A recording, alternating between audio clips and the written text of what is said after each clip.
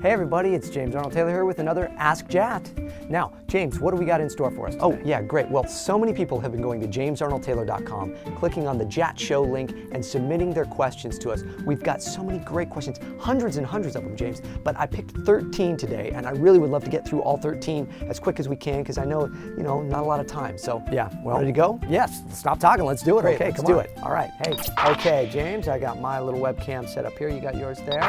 Yep, okay. We'll just cut back and forth then. Marissa Santi asks, how many characters have you played in all? Yeah, Marissa, I don't know. I mean, there's really so many different characters. You don't end up keeping track of these things. So more than I can count, more than I can imagine. I know my stage show, I do over 200 voices in the show, but in my professional work doing animation, really hard to say, because each episode you do so many different little incidental voices. It's in the hundreds and hundreds. Next one is from Hal Knapp. What is your method to learning and perfecting a classic cartoon voice like Fred Flintstone? How does one learn how Fred would say a line? Well, it goes through many, many years of watching cartoons, as I joke around in my stage show about. The thing is you just have to feel that character. Some characters you feel, some characters you don't feel. I grew up loving the Flintstones. I also worked for the first 2 years of the time I was doing the voice of Fred Flintstone with Henry Corden, the voice for the last 30 years of Fred. Alan Reed was the original. Alan passed away. Henry Corden took over for him. They both had various ways of doing Fred and looking at Fred, and each one of us as an actor, as I do with Obi-Wan Kenobi, you take your own versions and bring that into it, but you just have to kind of live and breathe that character. Kind of hard to explain. The best way I can answer it is it's just this kind of instinctual thing that comes into play. Okay, this next one is a really cool one from Jackie Florian. Forgive me, Jackie, if I'm mispronouncing your last name.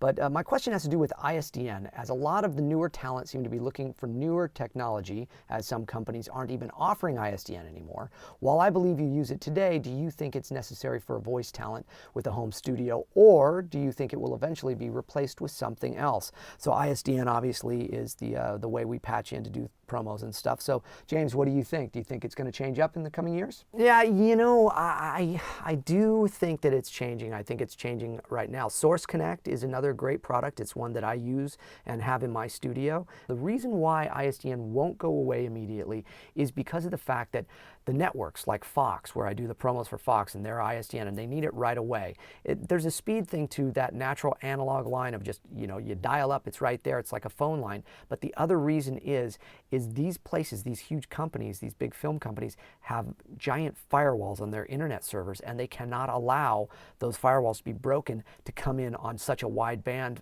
for programs like Source Connect and stuff. So a phone line is still the simple, easy solution to that, and it still sounds quite wonderful and easy to use and simple. So I don't think it's going away anytime soon, but I think it's going to be harder and harder to get. This last place that I lived in, it took, I think, about almost 3 months to get my ISDN hooked up, and so it's getting harder and harder to do it. So we'll see how the technology goes, but I think definitely technology will take over soon. Yeah, I agree. Of course I agree, I'm you. All right, another one. Chris King asks, in previous videos you used several different microphones for various jobs. Is that done at the request of the engineer or just personal preference? What makes one microphone better than another for a job? Well, different microphones, there's different sounds for everybody. Everybody has their own preference. I prefer to use a Gefell UM70 because I really like the way my voice sounds on it. Same with the TLM 103 from Neumann. My voice sounds really good on that. They use that in animation. The shotgun microphones, the Sennheiser 416 is used a lot in promo work. Much to my chagrin, I do not like that microphone necessarily for that. Initially it's used in film as a boom microphone, and it's great for that type of thing because it's very directional. It picks things up really well. It's a great microphone. It's not great for voiceover. In fact, Corey Burton, the legend in voiceover, refuses to even speak on one of those. If he's doing a session, he'll bring his own microphone in, which I commend him for. But so each microphone has its own sound. It's got its own unique flavor, its own thing, but so does your voice. So you want to find the ones that really work with your voice. I have a vast array of microphones because I'm a tech geek. I love all of this stuff. I will use an older microphone of mine for if I'm doing an old film reel thing. I'll use different mics for different things. If I'm doing Fred Flintstone, I like using my Studio Project C1, which is a $300 microphone, but it emulates a U87, which is about a $4,000 Neumann microphone. And it has a really wonderful honesty, but it it allows that bass to come in on my voice better. So each microphone is set for its own use and different things. So you have to find the ones that really work right for you. It could be an incredibly low budget microphone, but your voice sounds great on it. Use it. There is no real, oh, you have to have this one, you have to have that one. You want a quality microphone, yes. You don't want it to buzz, you don't want it to sound bad, but your space is also a big part of it too. The room has to sound right. So some engineers will actually request that I put a specific microphone on. Or if I'm going back and doing a session where I know I was on a 416 at that place, or I was on a Neumann at this place, I will, if I have to do a pickup, I will go back and make sure I'm using that mic. That's why I also have a collection of different microphones, because it does make a difference if you're doing pickups and I want to do it from here, but I did it from another studio beforehand. All right, moving on fast. Michael Carwan asks, what makes a good voiceover demo? Short, concise. Don't overproduce it if you're brand new, and don't feel that you need to put a bunch of production into it, because you know the truth is they want to hear your voice. They want to know what you're about. And if you're a brand new actor and you don't have a bunch of actual things that you can pull from to use, make it simple, make it fast. Show a range if you have a range. Do not show a range if you don't have a range. 30 seconds, 60 seconds maximum. Quick cuts are always good in my opinion. I think most people like that, but also grab them right off the bat with your best stuff. Don't save the best for last, because a lot of times they're only going to listen to the first 10, 15 seconds of this demo anyways. Don't feel the need to be overly clever on it. If you're doing a commercial one, go to magazines, get ads from magazines, read just the little kind of slogan lines of those things in the various tones and characters that you have. Upbeat, medium tempo, slow, serious, fun, energetic, whatever things you have. Go to voicebank.net, listen to all the various different professional working voice actors' demos to get a sense of what they're like. But know that all of those are pulling from actual jobs that they did. And you'll be doing ones where you're making it up, more than likely. Make sure the sound quality is good. Make sure you're using a quality mic and you're not in a big echoey sounding room. Make sure that it's professionally put together and that it looks and sounds clean. That's the best thing.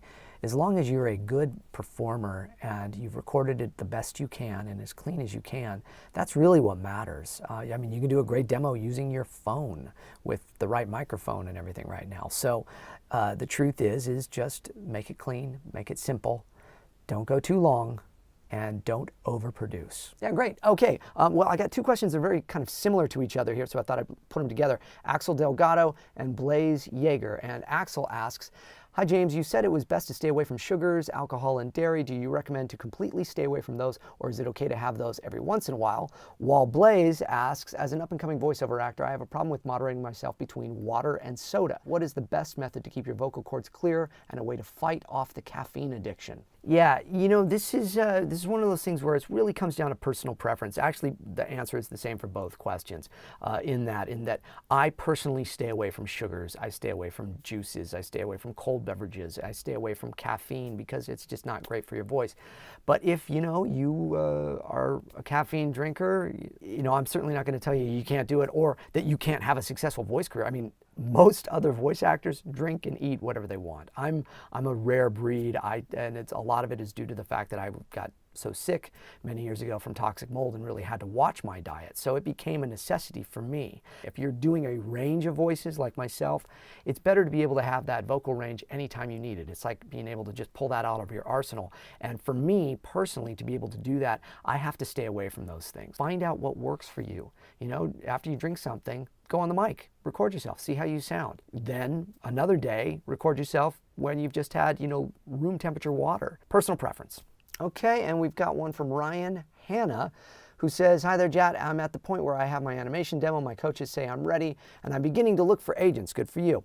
Do you have any tips or tricks I can use to help improve my odds? I've been applying, but so far no luck. So he's been applying to different agencies and stuff. What do you say, James? Okay, here's the thing. For me, let me give you my story. I mean, everybody's story is different, but for me personally, I was working in radio for many, many years, writing, voicing, producing all these wonderful comedy bits and stuff, and enjoying that and having great success in it, but not getting great success getting an agent. So what I would do is I did all my friends' demos for them. I would cut and produce them because I had my own home studio. And I'd say, I'll take no payment, but take my demo to your agent and, talk me up to them. It took quite a few years before an agent actually took the time to listen to my demo. And that agent admitted, it's not to say that they're like, oh, they're just blowing them off. They're very busy. Agents are busy, with hundreds of clients nowadays too. And that's the other thing to remember is they have hundreds of clients and they have a lot of things to listen to on a daily basis, let alone set aside time to listen to new possible talent. If you're not in the union, it makes it even more tricky because they're less inclined to want to rep you no matter how great you sound because of the fact that you're not a union member and it'll be harder to get you work. So there's lots of ins and outs of that question. But the main thing is, for me, it finally took an agent actually listening to it. Be persistent. Send it out. Keep going. Be as nice as you can. Make sure your demo and your packaging and your emailings that you're sending out, everything is spell checked and corrected. Your sentence structures are good. You're spelling everybody's names right. You're not saying he when it's a she or vice versa. And that your demos are clean and simple. Here's just kind of a fun personal one, James. It says, hi James, kind of a random question, but what kind of music do you like listening to? I can answer that, but I'll let him answer that. Okay, well, I enjoy all sorts of different types of music. My iTunes is filled with thousands upon thousands of different things, anywhere from 80s pop music, which, I'm a product of the 80s. I love all that stuff, and 70s music, Led Zeppelin, Pink Floyd, all the way over to stuff that I listen to on a daily basis would be a lot of Christian music, Stephen Curtis Chapman, Jason Gray, 10th Avenue North, Jars of Clay, Josh Wilson, Brandon Heath. These are ones that I listen to pretty regularly, but again, there could be a Eagles song and a Phil Collins song right next to all of them too, with a little Beethoven thrown in between. Love all music. Music is moving and passionate and inspiring to me. So a lot of jazz too. Love jazz. Lots of different music, a little of everything. Okay, we got one. Now this is a good one. Chris Vint asks, you've done so much with your life. Will we either read an autobiography or hear it in an audio format? Oh, well, yes. I have been for many years working on an autobiography, a different story. My story is actually kind of a complex one, and if anybody has heard it on Tom Wilson's podcast, Big Pop Fun on Nerdist, or other places, or if you see my show, you certainly know that I've had some ups and downs and learned some new things even late in life about my own father and who I actually am, and not knowing my actual true father and identity in that. So there's a lot of things going on in there, and I've been writing about it for many years, and plan on putting it all together in some form, in some way, sooner or later. But yes, thank you for asking, and certainly if there is a book about it, I will read it. There's a couple little industry questions here. Jordan Means asks, is it possible to be a professional voice actor and not join the union? And do you have any interest in doing anime shows? Okay, well, they both do kind of actually connect to each other, don't they, James? Yeah, they do. And there's a reason actually that they connect, in that I don't usually do anime because anime is not usually union work. And so there you go. Plus, it's very involved work. It's very long, tedious work at times. And quite frankly, I'll be quite honest, it does not pay very well at all. So as far as being a professional voice actor and not doing the union, yes, you can be a professional voice actor if you're, what is a professional? A professional is somebody that makes their living doing that thing. Can you make a living doing voiceover while not being in the union? I suppose you can. The living itself is not going to be as strong as if you were in the union, you had the backing of the union and the contracts and the amounts that you get paid, because every time I get hired for a job, there is a set amount that they have to pay, and then it's either negotiated to pay more than that, but it can never go under that, you see. So being a non-union actor that is working regularly, you're kind of negotiating your own things. And so, yes, it can be done. It's just going to be a little different. Certainly if you're not in Hollywood or New York or one of the main cities where the union work happens, it's easier to make a living doing that. So.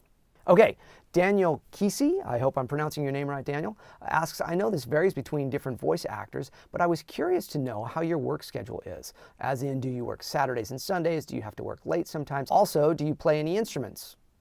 Okay. Two random questions put together. There you go. Yeah, well, that's okay, though. Yes, I do play instrument very quickly. I play the saxophone, a little keyboard, the self-taught on the keyboard, but I played saxophone since I was in 7th grade in the marching band. In fact, that's how I met my wife. She played the flute, and we met marching in the marching band in high school. But the other thing is that, voice actors, no, generally speaking, most of us, we take the weekends off for our family. And most work in Hollywood is Monday to Friday, 9 to 5, the usual hours. A lot of actors, as they go on in their career and become more successful, don't work Fridays or don't work Mondays. And I tend to not work as much on Monday morning. I like to kind of work up, or I say I'm only working out of my home studio certain days. So, you have that flexibility as a voice actor. But no, there you go. Okay, James, hey, last question is from Jason Wu. He says, hello, James. I went to film school and finished a few coaching classes, but as I was about to record my demo reels, I got diagnosed with TMJ.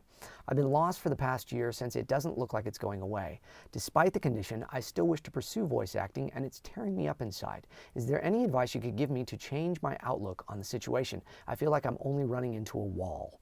Wow. Okay, Jason, I know we can at least offer some inspiration for you. Yes. Hey, Jason, there are many things that can be done for TMJ now. No, I know I hear commercials and things all the time about different people and different technologies where they can really help. So study that. Go online and see if there's folks out there in your area that might be able to help you with some of the issues you have with TMJ. I know that doctors are making some great strides in that. And it can be very, for those of you that don't know TMJ, it affects your jaw and the muscles, and it can be really debilitating. So I'm so sorry. Now, when I lost my voice to toxic mold, that was a period of months where I did not have my normal range and barely had my regular voice for doing work. It can be very discouraging. But the thing to remember is you've been given this task, this challenge, to challenge you, to bring you to greater heights, Jason, not to lower you down, not to steal your dreams. That is not the way, in my belief system, that God works it. I don't believe that, and I've seen it in proof of my own life and in so many other people's lives. You have to remember, most of the most successful people in the world were challenged greatly before they became the most successful people in the world.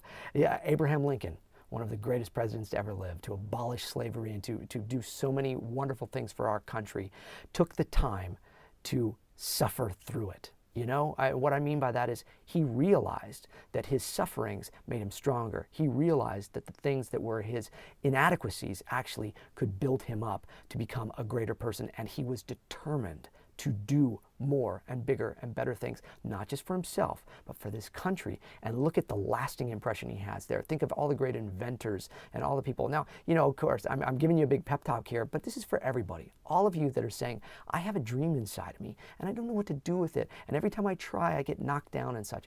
You have to remember, you're not being knocked down to swat you away. You're being knocked down to challenge you, to strengthen you. Think of it as working out a muscle. That muscle kills the first time you do it, and you go, oh, I can't do this again. A couple days go by and you realize, no, it's getting actually stronger and bigger.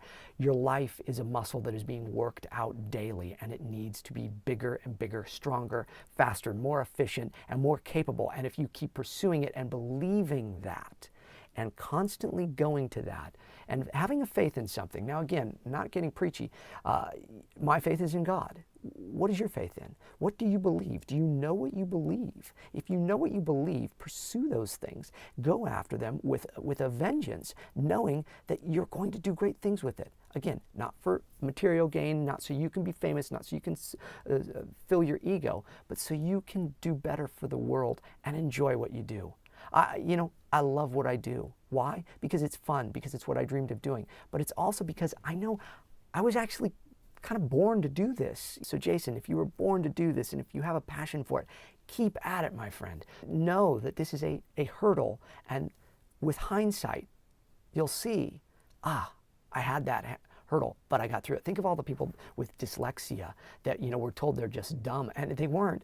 They just didn't know how to read stuff because their brain wasn't calculating right, and then they combat that, they conquer it. Think of stutterers. James Earl Jones, the voice of Darth Vader, was a stutterer as a young man, and now he's possibly one of the most famous voices in the world, one of the most feared, powerful voices of one of the most feared characters, I should say. So think about what you can achieve if you apply, and don't be discouraged by it. Know that this is building you up. Hope that builds you up, and thank you so much for taking the time. Hey, okay, well, yeah, great stuff, James. Yeah, definitely. Please subscribe. Oh, no, go ahead. Thanks. Please subscribe to JamesArnoldTaylor.com's YouTube channel here. We've had a lot of fun. Keep sending those submissions, and we'll see you again next time, okay? See ya.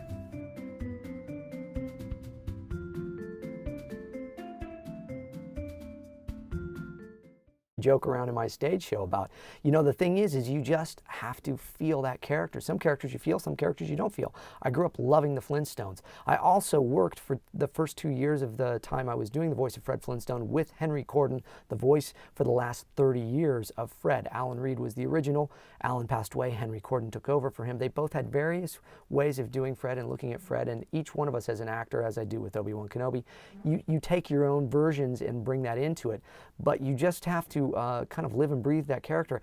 Kind of hard to explain. The best way I can answer it is it's just this kind of instinctual thing that comes into play. Okay, this next one is a really cool one from Jackie Florian. Forgive me, Jackie, if I'm mispronouncing your last name. But my question has to do with ISDN, as a lot of the newer talent seem to be looking for newer technology, as some companies aren't even offering ISDN anymore. While I believe you use it today, do you think it's necessary for a voice talent with a home studio, or do you think it will eventually be replaced with something else? So ISDN obviously is the way we patch in to do promos and stuff. So James, what do you think? Do you think it's going to change up in the coming years? Yeah, I do think that it's changing. I think it's changing right now. Source Connect is another great product. It's one that I use and have in my studio. The reason why ISDN won't go away immediately is because of the fact that the networks like Fox, where I do the promos for Fox, and their ISDN, and they need it right away. There's a speed thing to that natural analog line of just, you dial up, it's right there, it's like a phone line. But the other reason is these places, these huge companies, these big film companies. Hey everybody, it's James Arnold Taylor here with another Ask JAT. Now, James, what do we got in store for us today? Oh yeah, great. Well, so many people have been going to JamesArnoldTaylor.com, clicking on the JAT show link and submitting their questions to us. We've got so many great questions, hundreds and hundreds of them, James, but I picked 13 today, and I really would love to get through all 13 as quick as we can, because I know, not a lot of time. So yeah, well, ready to go? Yes, stop talking, let's do it. Great, okay, let's do it. All right, hey, okay, James, I got my little webcam set up here. You got yours there? Yep, okay, we'll just cut back and forth then. Marissa Santi asks, how many characters have you played in all? Yeah, Marissa, I don't know. I mean, there's really so many different characters.